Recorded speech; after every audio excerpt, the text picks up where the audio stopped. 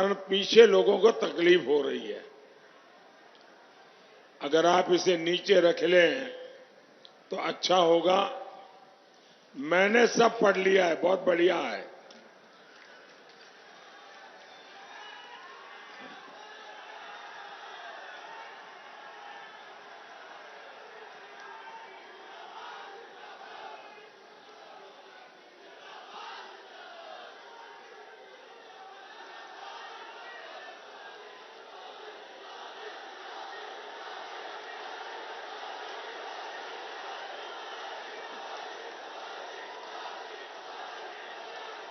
ये एक और दूसरे खड़े हो गए, आप भी नीचे रख दो। आप तो मुझे ही लेकर के आ गए हो। इसको नीचे रखिए मैडम, पीछे लोग परेशान हो रहे हैं जी। मैं पहले भी इसी मैदान में आपके बीच आ चुका हूं, लेकिन आज जो सभा में देख रहा हूं, इसके पहले मुझे ऐसा दृश्य देखने का सौभाग्य नहीं मिला था।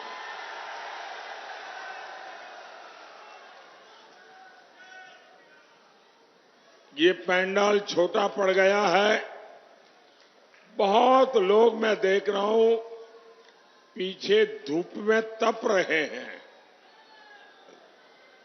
और दोपहर की ये चिलचिलाती धूप, इसमें आप तपस्या कर रहे हैं मुझे आशीर्वाद देने के लिए।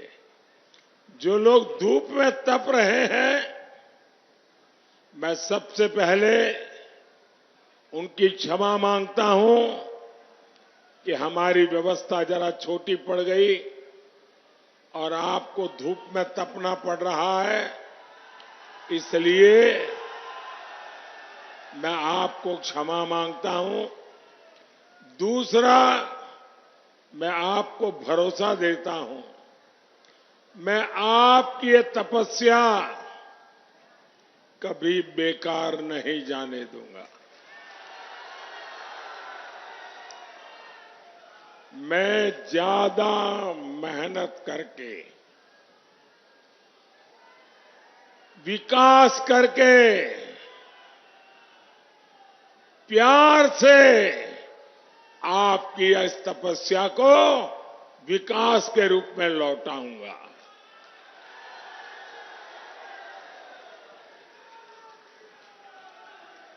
साथियों, देश में 5 चरण के चुनाव हो चुके हैं। इन 5 चरणों ने ही देश में तीसरी बार मोदी सरकार पक्की कर दी है।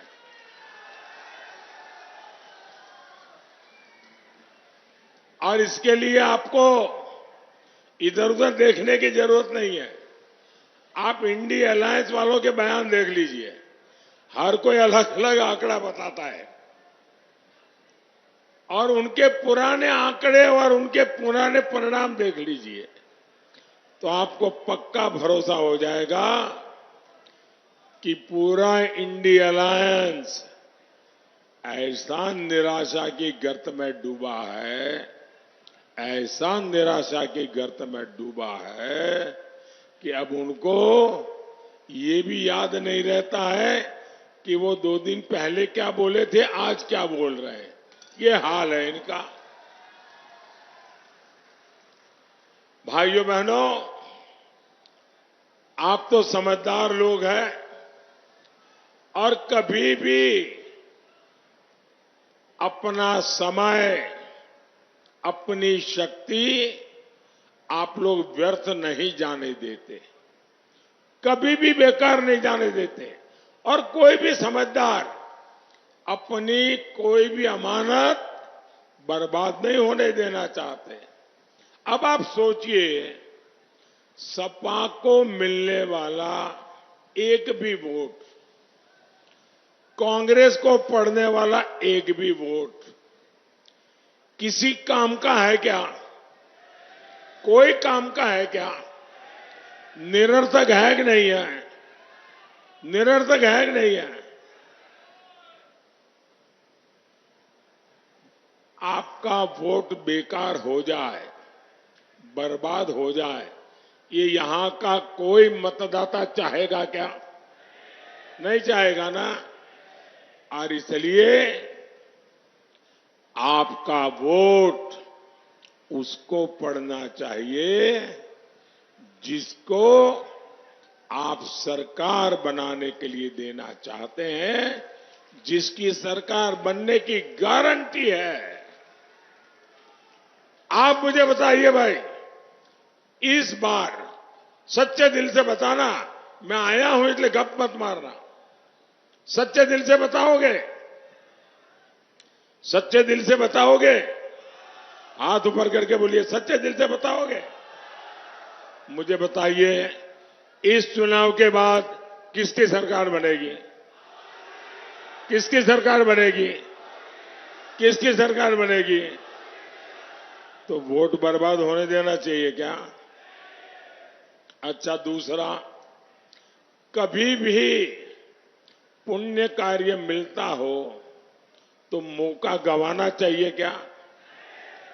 भाई, अब तो पुण्य कार्य मिलने ही वाला है, मेरा क्या जाता है, मैं तो नहीं जाऊंगा तो भी चल जाएगा, मोदी की सरकार बनना तो पक्का है, तो आपको पुण्य मिलेगा क्या? अगर आप वोट नहीं डालेंगे तो आपको पुण्य मिलेगा क्या?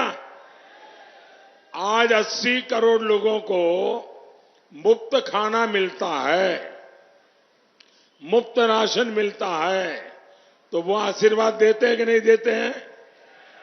आपको पुण्य मिलता है कि नहीं मिलता है? लेकिन अगर आपने वोट नहीं दिया होगा तो वो पुण्य आपके खाते में जमा होगा क्या? तो मैं इतने अच्छे काम करने वाला हूं, हर काम से पुण्य मिलने वाला है, वोट देने वाले को वो पुण्य जरूर पहुंचने वाला है।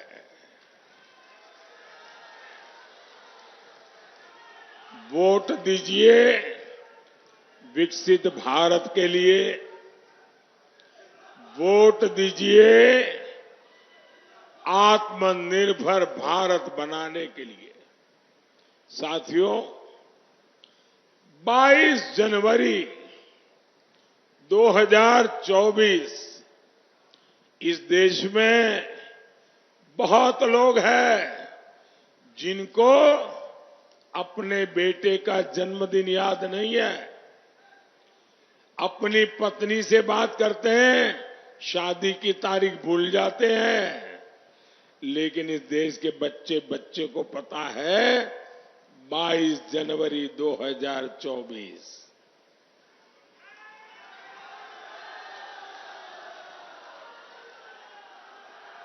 मैं 22 जनवरी बोलता हूं और देश बोल पड़ता है, जय श्री राम। अयोध्या में उस ऐतिहासिक दिन मैंने कहा था, राम से राष्ट्र, विरासत से विकास, आध्यात्म से आधुनिकता। आज देश इसी मंत्र पर आगे बढ़ रहा है।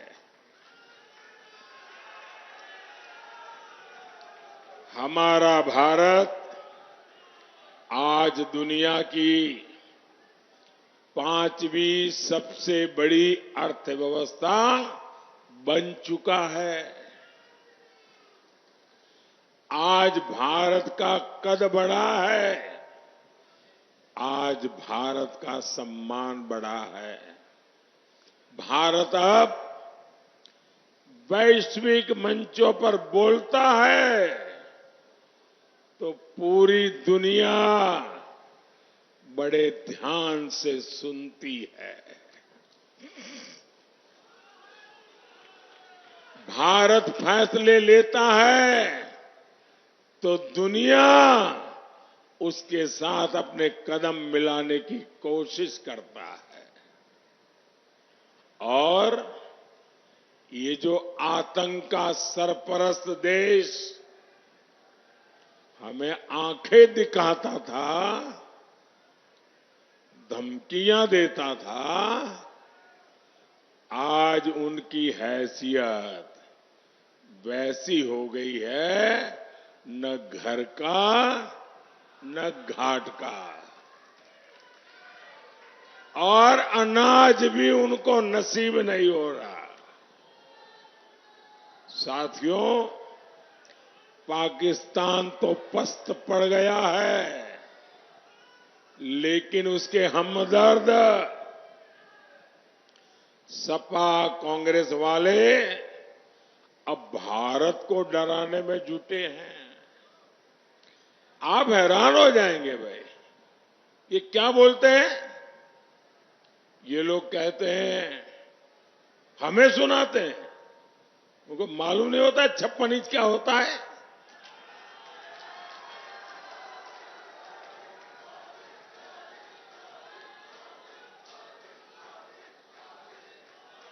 ये कहते हैं पाकिस्तान से डरो,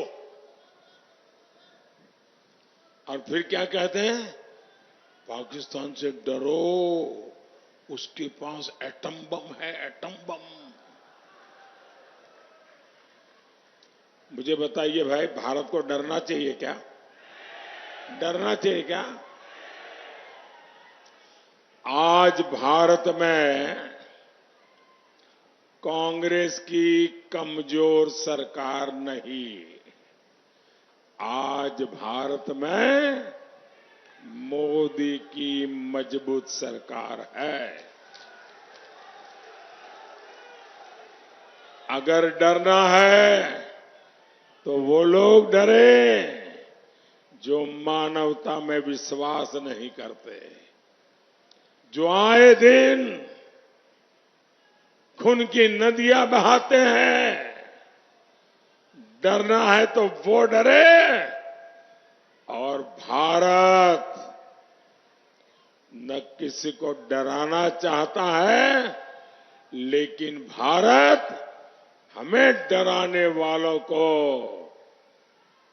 कभी भी बख्शेगा नहीं, ये भी साफ है। और इसलिए भारत आज घर में घुसकर मारता है।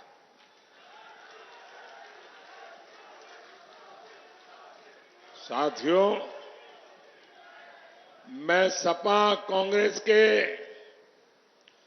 दोनों शहजादों की फ्लॉप फिल्म की बार बार रिलीज से हैरान हूं। ये दोनों शहजादे अब मिलकर अफवाह उड़ा रहे हैं। ये कहते हैं यूपी की 79 सीट जीत जाएंगे। मैं पहले सुना करता था कि लोग दिन में सपने देखते हैं, मुझे अब पता चला दिन में सपना देखने का मतलब क्या होता है।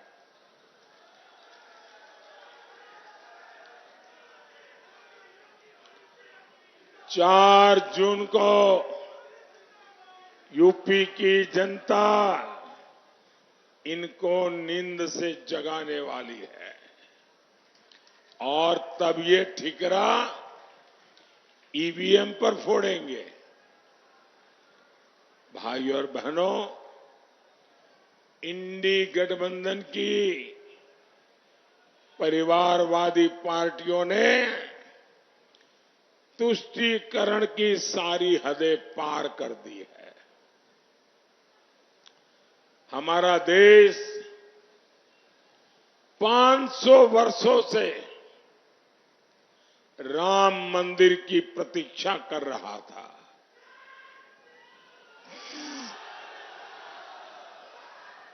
लेकिन ये इंडी वालों को राम मंदिर और राम से परेशानी है।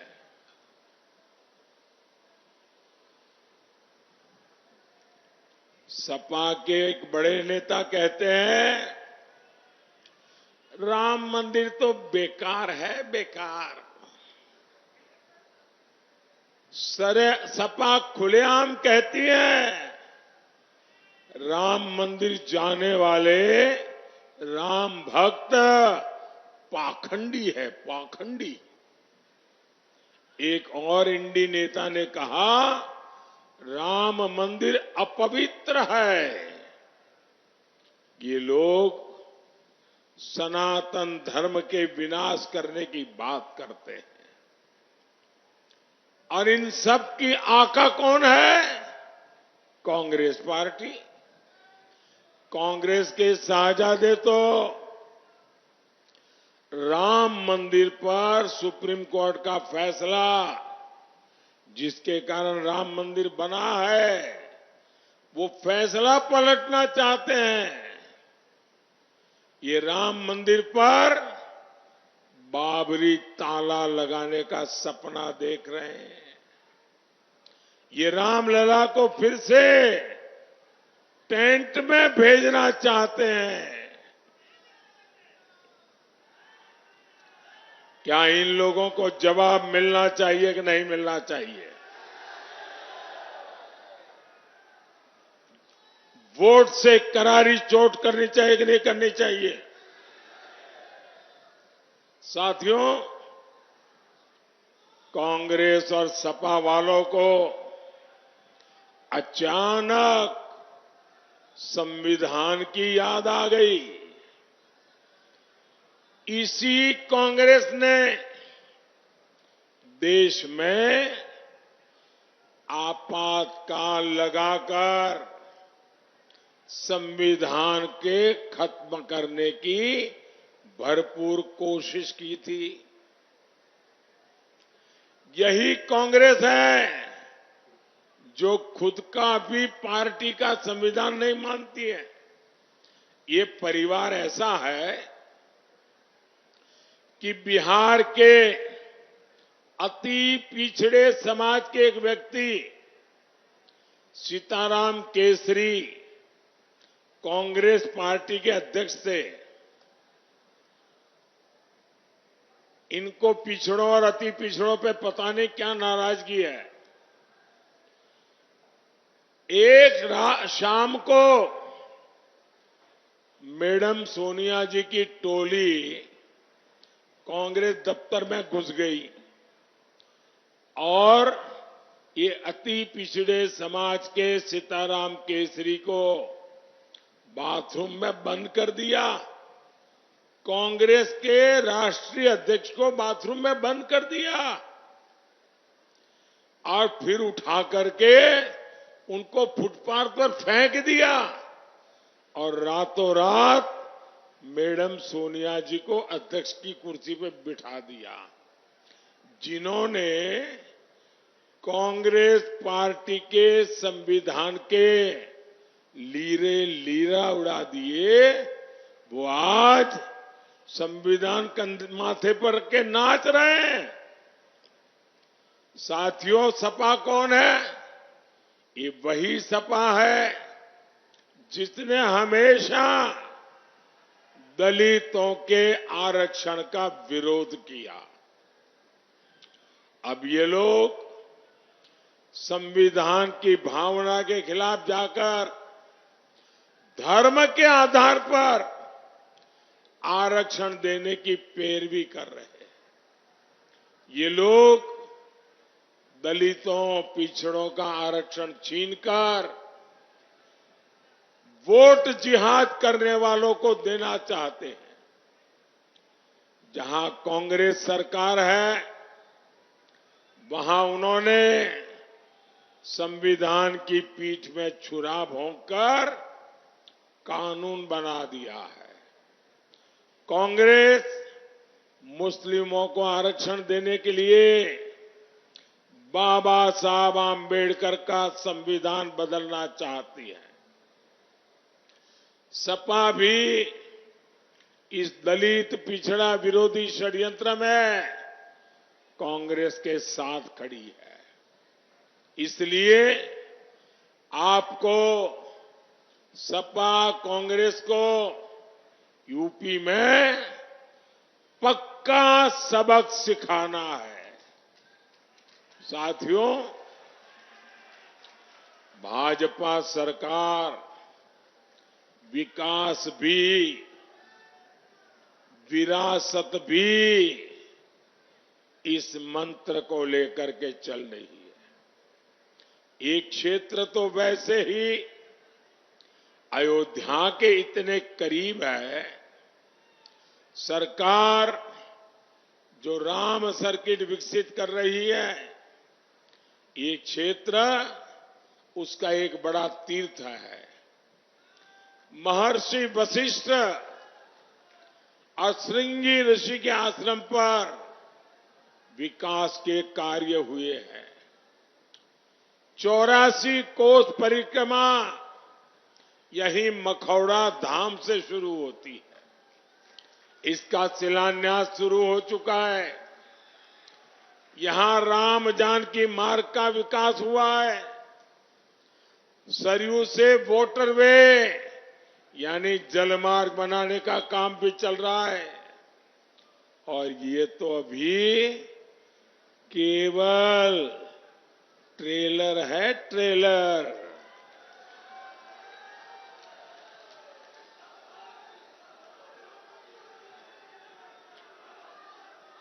अभी तो ये ट्रेलर है, बहुत बड़े बड़े काम आगे करने हैं। साथियों, सपा ने यूपी को केवल बदनामी दी थी। हमारी बहन बेटियों का घर से निकलना मुश्किल था। लोग जमीन खरीदने से डरते थे। जमीन खरीदी तो कोई न कोई माफिया कब्जा कर लेता था। आपको याद है ना, कैसे गुंडे माफिया सपा के मेहमान होते थे। दंगाइयों को स्पेशल प्रोटोकॉल मिलता था। आतंकवादियों को जेल से छोड़ने का फरमान जारी होता था।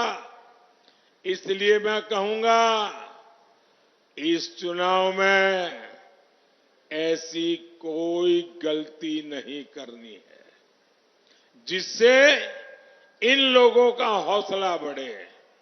साथियों, बीजेपी को यूपी में बहुत समय पुराने गड्ढे में यूपी को जो गाड़ दिया था ना, उस गड्ढे को भर करके यूपी को बाहर निकालने में योगी जी और उनकी पूरी सरकार को बहुत ताकत लगानी पड़ी है। और मुझे खुशी है, जरा इंडिया अलायंस वाले, मैं छोटे से इस बस्ती नगरी में हूं और पूरा मेरा इंडिया अलायंस मंच पे दिखता है। देखो, सारे नेता मौजूद है। आपने कभी इंडिया अलायंस की एक भी कार्यक्रम में उनके साथियों को तो देखा है क्या? फोटो निकालने के लिए इकट्ठे होते हैं। सपा ने इस क्षेत्र को बर्बाद करने में कोई कोर कसर बाकी नहीं छोड़ी थी। गन्ना किसानों को भुगतान नहीं दे होता था। और अभी योगी जी ने बताया, चीनी मिलों को कोड़ियों के दाम बेचा जाता था। सड़कों की हालत बदहाल थी। मैंने आपसे वादा किया था, ये हालत मैं बदलूंगा। मैंने 2017 में कहा था, यहां बंद चीनी मिलों को शुरू कराऊंगा। मुंडेरवा पिपराइच में वो वादा पूरा हुआ। किसानों की आय बढ़े, इसके लिए हमारी सरकार इथेनॉल यूनिट भी लगा रही है। भाइयों बहनों, बस्ती, सिद्धार्थनगर और डुमरियागंज की कनेक्टिविटी बढ़ाने के लिए भी लगातार काम हो रहा है। आज मनवर संगम ट्रेन यहां से चल रही है। गोरखपुर लिंक एक्सप्रेस हो, बस्ती पीलीभीत 4 लाइन हाईवे हो, बस्ती रिंग रोड हो, इस क्षेत्र की तस्वीर बदलने वाली है। इससे बस्ती के चीनी उद्योग को, संत कबीर नगर के पीतल से बने उत्पादों को और महाराजगंज के फर्नीचर उद्योग को नई ताकत मिलेगी, युवाओं को रोजगार मिलेगा। साथियों, 25 मई को आप मेरी तरफ देखिए, भारत माता की जय श्री राम। 25 मई को आपका एक वोट तुष्टीकरण की राजनीति को कब्रिस्तान में गाड़ देगा।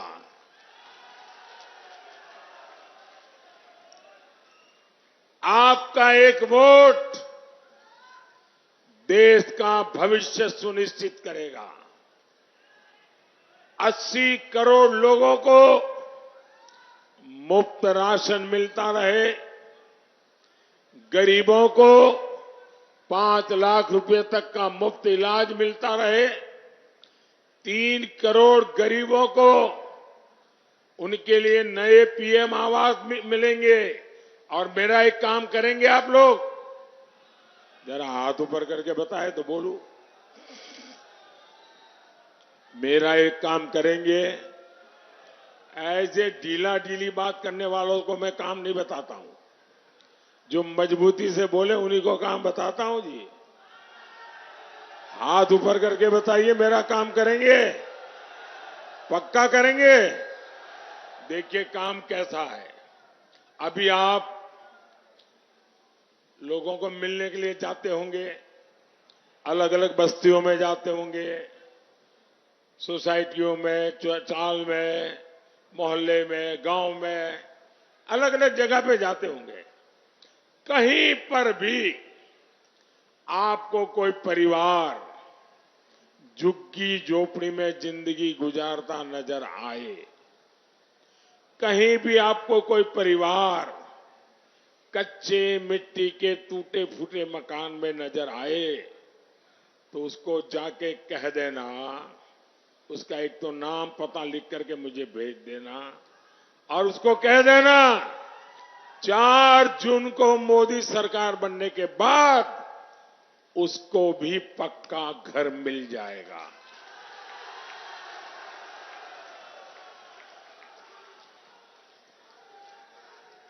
तीन करोड़ नए घर बनाऊंगा।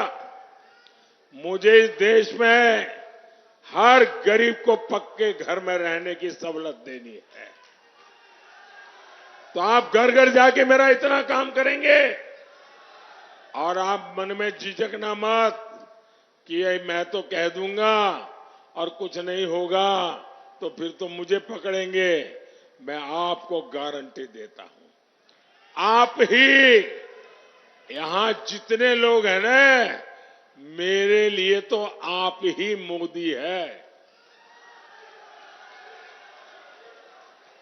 आप मोदी से जरा भी कम नहीं है। तो लोगों को बताइए, उनको घर मिलने की गारंटी है। साथियों, हम 3 करोड़ लखपति दीदी बनाने के लिए काम कर रहे हैं। ये सब आपके वोट से मुमकिन होगा, और इसलिए मतदान भारी होना चाहिए, एनडीए के पक्ष में होना चाहिए। जहां भाजपा का उम्मीदवार है उसे भाजपा को, जहां मेरे एनडीए के साथी चुनाव लड़ रहे हैं उनको एनडीए का। आपका वोट पक्का होना चाहिए। बस्ती से हमारे साथी भाई हरीश द्विवेदी जी, संत कबीर नगर से भाई प्रवीण निषाद, और डुमरियागंज से श्रीमान जगदम्बिका पाल जी, इनको भारी मतों से विजयी बनाए।